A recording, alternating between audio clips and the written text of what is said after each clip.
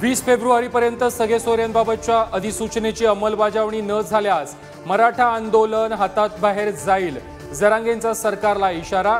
तर सरकारने पश्चातापाची वेळ आणू नये, जरांगेंचं वक्तव्य।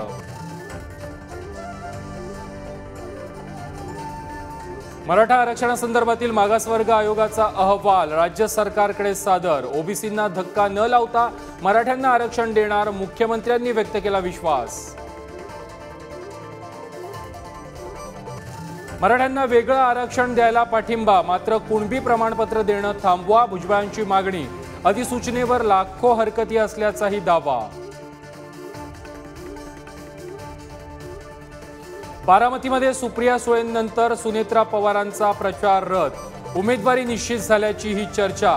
नणंद विरुद्ध भाऊजाई लढतीची दाट शक्यता।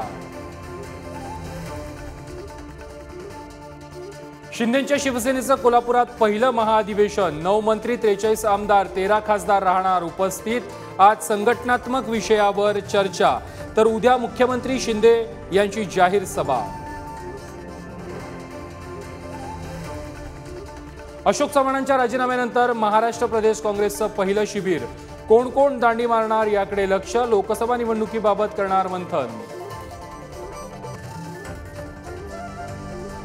तृणमूल काँग्रेसच्या खासदार महुआ मोइत्रांना ईडीचं समन्स, कॅश फॉर कॅरी प्रकरणामध्ये चौकशी होणार, 19 फेब्रुवारीला चौकशीला हजर राहण्याचे आदेश।